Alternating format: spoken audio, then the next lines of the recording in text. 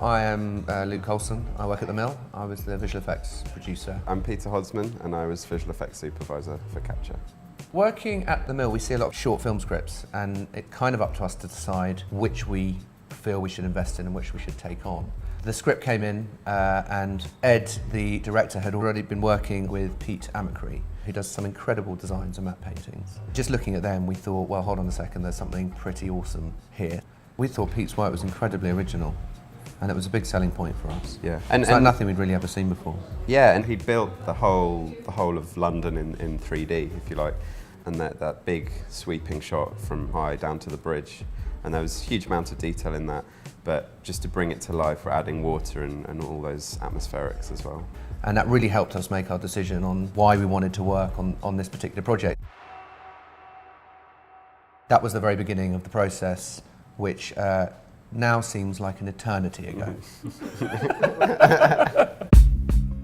Working at the Mill, we live in the world of TV commercials and online virals and so on. 30 seconds, 60 seconds, at a push, 90 seconds. So the initial discussions were this was a short film, probably around about 7 to 9 minutes long, and Ed absolutely swore blind that there would be about 27 shots in the film, but not the 111 shots that we ended up working on. I think it was over 140. Never. Possibly. So we received an edit from Ed in January 2013, and I think initially our thoughts were, well, we can probably work on shots in downtime. When we saw the edit, we kind of realised that it wasn't going to be 3 to 4 months. As it transpired, we worked on it for on and off over a year. I think that the timescale was really helpful on this project. Do you think that the fact that Ed kept re-editing it was helpful? Completely. It was quite unusual for this types of shoot that I would normally be involved in, sort of commercial work. There was definitely more of a free-form element, and it was great seeing Ed's style as well, because when you're creating a film, that you are finding the flexibility within the script and the actors, and you're allowing it to develop, and that was really interesting.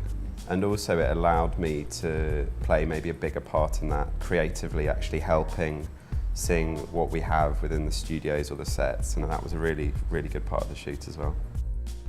We always decided that Georgie Ford, who's one of our compositors here at the Mill, would be perfect to lead the job. She was really interested in the script and the project. It was a really good opportunity for her at the time, and she just grabbed hold of it and really saw it from start to end.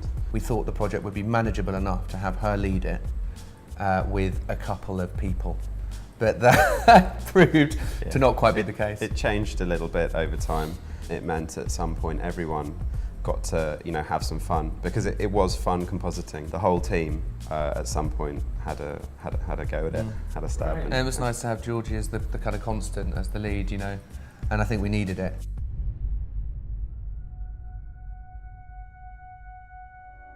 It's steampunk, it's futurist, it's retro, and then the elements that we would choose that would be a part of it, be it the colour of a light or the actual machinery in the background, and obviously all based off of Pete's matte paintings. There was some serious detailed direction from Ed as well. Where Pete hadn't done a matte painting, I remember the corridor of the hotel. And it's like, I need a corridor for a hotel, and we're like, we can do a corridor for the hotel. And there was just 2 people walking through nothing, through green. And we were like, there you go, there's a corridor. He's like, oh no, not that sort of corridor. It needs to be sort of thinner. Okay, it's thinner. No, longer and thinner. Okay, longer and thinner, not that thin. It may not look like the hero shot, but in my mind, that was a piece of art. With any film, you're working within a limitation, but I think Ed pushed it as far as it can go, and even beyond that limitation. He pushed us as far as we could go. Yeah. We're all perfectionists, and Ed was a perfectionist, and we wanted the whole thing to look as perfect as possible. The issue with that is when you don't have a deadline, when do you say stop? So I think eventually, as things started to come together and started to look really awesome, we said, right, let's aim for this date and time and place to actually finish the film. Otherwise, I think we'd probably still be working on it now, and possibly in 2020 and onwards. We always underestimate the power of what music and sound design and a proper mix can do. We're pictures people, aren't we? And we left it, and then we didn't see Ed for a few weeks, in fact, maybe even a couple of months.